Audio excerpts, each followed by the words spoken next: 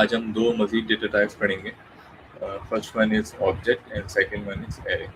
सबसे पहले एरे की बात कर लेते हैं, ठीक है। एरे का सिंटैक्स ये है सिंपल, मैंने लेट और कॉन्स के साथ ही डिफाइन होंगे, ठीक है। अब एरे हो या ऑब्जेक्ट हो, डिफाइन होंगे वो लेट या कॉन्स के साथ, ठीक है। लेट ARR, मैंने एक एरे बनाया, तो ये एरे को इनिशियलाइज किया। अच्छा, एरे का सिंटैक्स ये है, एरे के अंदर स्क्वायर ब्रैकेट्स आते हैं, ठीक है। और एरे बेसिकली डिफरेंट डेटा का कलेक्शन है, ठीक है। इस तरह वेरिएबल के अंदर कोई एक वैल्यू होती है, जैसे स्ट्रिंग के अंदर एक स्ट्रिंग होगा, एक नाम होगा, ठीक है। इंटीजर वैल्यू के अंदर कोई इंटीजर वैल्यू होगी, ठीक है। इसी तरह एरे के अंदर जो है ना वो डिफरेंट वैल्यू हो सकती है, ठीक है, सेपरेटेड बाय कॉमा, ठीक है। अब मैं एक एरे डिफाइन कर रहा हूँ, उसके अंदर मैंने वैल्यू दी 1 2 3। अच्छा, अब जावास्क्रिप्ट का एरे जो है वो बाकी लैंग्वेजेस से थोड़ा सा डिफरेंस है, ठीक है, क्योंकि जावास्क्रिप्ट के अंदर जिस तरह हमने शुरू में पढ़ा था कि मैंने लेट माय नेम एक वेरिएबल बनाया। अब इस वेरिएबल के अंदर मैं स्ट्रिंग वैल्यू भी असाइन कर सकता हूँ, मैं इसके अंदर बूलियन वैल्यू भी असाइन कर सकता हूँ, मैं इसके अंदर नंबर भी असाइन कर सकता हूँ, ठीक है। तो इसी तरह जावास्क्रिप्ट के अंदर अगर मैं एरे बना रहा हूँ तो उस एरे के अंदर मैं इंटीजर, स्ट्रिंग, बूलियन हर तरह की वैल्यूज रख सकता हूँ, ठीक है। अगर हम किसी भी और ऑब्जेक्ट ओरिएंटेड प्रोग्रामिंग लैंग्वेज की बात करें, लाइक C++ या जावा, तो उन लैंग्वेजेस के अंदर ये होता है कि अगर आप वेरिएबल डिफाइन कर रहे हैं तो वेरिएबल डिफाइन करते हुए आपको डेटा टाइप देनी पड़ेगी, ठीक है।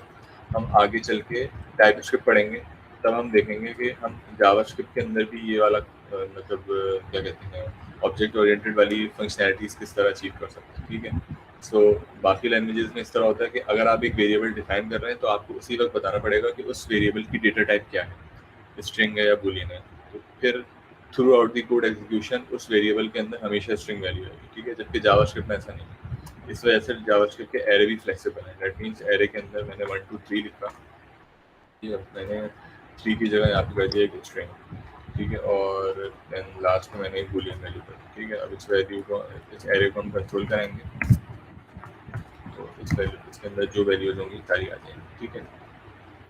तो ये बेसिक सिंटैक्स है एरे का। अच्छा, अब एरे के अंदर होते हैं इंडेक्सेस, ठीक है। इंडेक्सेस का क्या मतलब है, अब एरे के अंदर अब 4 डिफरेंट वैल्यूज पड़ी हैं, ठीक है। उन वैल्यूज को मैं एक्सेस कैसे करूँगा, उन वैल्यूज को मैं एक्सेस करूँगा थ्रू इंडेक्स, ठीक है। और जावास्क्रिप्ट के एरे के इंडेक्स जो है ना हमेशा 0 से स्टार्ट होते हैं, ठीक है।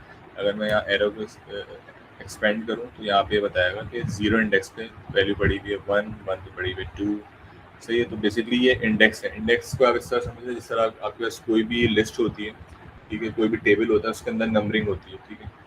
क्योंकि जब भी डेटा का कलेक्शन होगा तो उसको ऑर्गेनाइज करने के लिए आपको नंबरिंग चाहिए होगी लाजमी, ठीक है। वरना मुझे पता कैसे चलेगा कि मुझे जो है वो थर्ड एलिमेंट एक्सेस करना है या फोर्थ एलिमेंट एक्सेस करना है, ठीक है।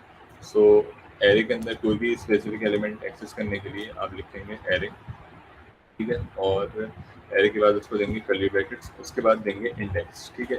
बस आपने इस बात का ध्यान रखना है कि एरे के इंडेक्सेस हमेशा 0 से स्टार्ट करते हैं, ठीक है। यानी कि अगर मैं इसको 0 दूंगा तो ये मुझे वैल्यू प्रिंट करेगा 1, ठीक है, क्योंकि एरे के फर्स्ट इंडेक्स पे वैल्यू पड़ी हुई है 1, ठीक है। यहाँ पे देख लेते हैं, इसका आउटपुट आ गया 1, ठीक है। अब अगर मैं 0 1 2 इंडेक्स दूंगा तो मुझे ये स्ट्रिंग प्रिंट कर देगा, दैट इज बी, ठीक है। ये स्ट्रिंग मेरे पास प्रिंट हो गया, सही है। तो एरे जो है बेसिकली डिफरेंट डेटा टाइप्स का कलेक्शन है, ठीक है। एरे और ऑब्जेक्ट जो हैं वो basically non pre-emptive data types हैं, ठीक है। प्रीएम्प्टिव डेटा टाइप्स वो होती हैं जैसे string, numbers, Boolean, that means उसके अंदर एक ही तरह का डेटा आएगा, ठीक है। जबकि नॉन प्रीएम्प्टिव जो डेटा टाइप है बेसिकली वो कलेक्शन ऑफ डेटा है, सही है। बिल्कुल इसी तरह एरे है, आपका एरे जो है कलेक्शन ऑफ डेटा है। एरे के अंदर डिफरेंट डेटा हो सकता है, ठीक है। एरे के हर इंडेक्स पे आप कोई भी डिफरेंट वैल्यू स्टोर कर सकते हैं।